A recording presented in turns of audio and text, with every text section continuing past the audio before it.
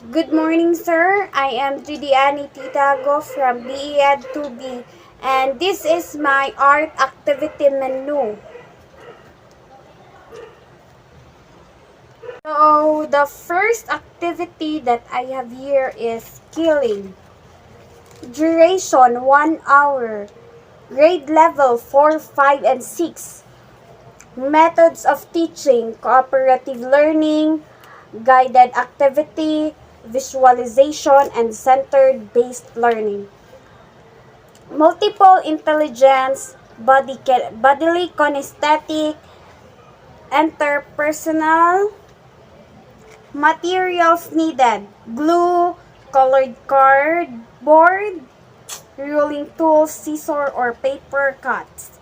Objectives: to know the identify elements from nature, their shape and color. Develops practical activities.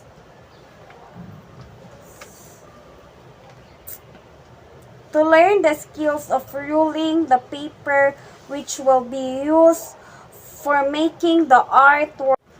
Procedure. First, the learners will cut stripes of construction paper. Second, the learner will rule the paper with the help of tools or even with the empty hand. Second activity is finger painting. Duration 1 hour. Grade level 1, 2, and 3. Methods of teaching. Guide activity, visualization, cooperative learning. Multiple intelligence, interpersonal, bodily kinesthetic, materials needed, bond paper, watercolors, water palette. Objectives: to learn through painting the main colors red, yellow, blue, to make painting spots from points. To learn to work in a team, to develop the aesthetic feeling, the love of colors, and beautiful. Procedure: step up your paints and water. Prepare your hands. Pick your colors. Start painting. Place your finger or hand into your paper and use them to cut. So, the third activity is tactile coloring. Duration 50 minutes. Grade level 1, 2, and 3. Methods of teaching, guided activity, focus, exploration, multiple intelligence, naturalistic, bodily kinesthetic, materials needed, leaves from the nature, then coloring paper, crayons. Objectives: learning about nature, learning and methods of tactile coloring. Procedure: the children collect autumn leaves, a span of. If leaves are wet, they are dried with the paper towel. Color any leaves on yellow paper. You can use different colors. Space left under the paper and veins of the left are on the visible side. So the fourth activity is hand puppets. Duration 1 hour. Grade level 1, 2, and 3. Methods of teaching, guided activity, and modeling. Multiple intelligence, bodily kinesthetic, materials needed, yarn, scissor, glue, soap. Objectives: develop verbal interaction and language skills.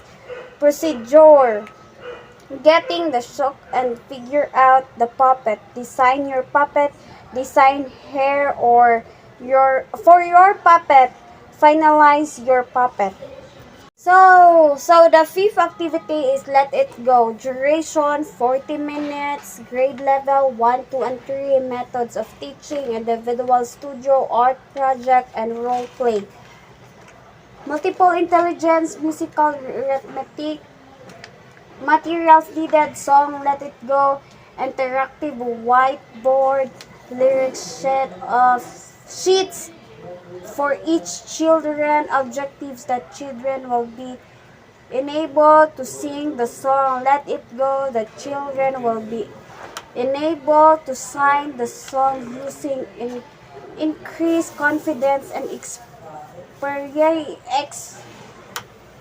expression using hand gestures and certain points. Procedure: the teacher will be instruct the children to read the lyrics. Second, the teacher will then play Let It Go from the movie Frozen, the interactive whiteboard. Third, the teacher will explain to the children that they may sing along to the song if they work it. So the sixth activity is the latter. Duration 1 hour, grade level 1, 2, and 3. Methods of teaching, individual studio, art activity, role play, multiple intelligence, musical, arithmetic, naturalistic, materials needed, and developed with an empty sheet of paper. Objectives: develop the imagination of the children, develop the skills to observe, the reminder, develop the skills to imitate, train the miming skills, develop the construction abilities, train the attention to details, develop the communication skills, both non-verbal and verbal. Procedure: first, on the chair in front of the classroom there is a letter. Second, what they read in the letter without actually saying what its content is. So the sixth activity is the latter. Duration 1 hour, grade level 1, 2, and 3. Methods of teaching, individual studio, art activity, role play, multiple intelligence, musical, arithmetic, naturalistic, materials needed, and developed with an empty sheet of paper. Objectives: develop the imagination of the children, develop the skills to observe, the reminder, develop the skills to imitate, train the miming skills, develop the construction abilities, train the attention to details, develop the communication skills, both non-verbal and verbal. So the seventh activity is playing music with battles. Duration, lesson 1, grade level 1 and 2. Methods of teaching, individual studio, art projects, multiple intelligence, musical, arithmetic, materials needed, a plastic battle. Objectives: playing music with accompaniment or with a recording. Joy of playing music. Procedure: first is you scrub the bottle with your finger tips or nails. Second, you can put rice, macaroni, sand, etc. in the bottle. Close the bottle tightly and shake. So the eighth activity is bear hunt musical. Duration 25 minutes. Grade level 1, 2, and 3. Methods of teaching, individual studio, art, multiple intelligence, musical, arithmetic, materials needed, song, Little Bear, CD player, selection of musical and homemade musical instrument, triangles, tambourine. Objectives: explore a variety of sound and how they are made using a variety of manufactured and homemade instrument. Second, discover ways of making different sound using body pressure. Procedure. First, children use their feet to quiet march along to the world. Second, children use the triangles to create sound effect. So the ninth activity is natural collage. Duration 1 hour, grade level 1 and 2. Methods of teaching, guide activity, modeling, oral explanation. Multiple intelligence, bodily kinesthetic, naturalistic, materials needed, natural art supplies, printed image of bond paper, glue or stick glue, scissor. Objectives: children discover and develop different ways to be creative and expressive. Procedure: find any object outside that can be used and related to nature. Second, prepare the paper and make the collage in your own way or own idea. Third, after doing it, explain in front about what you did.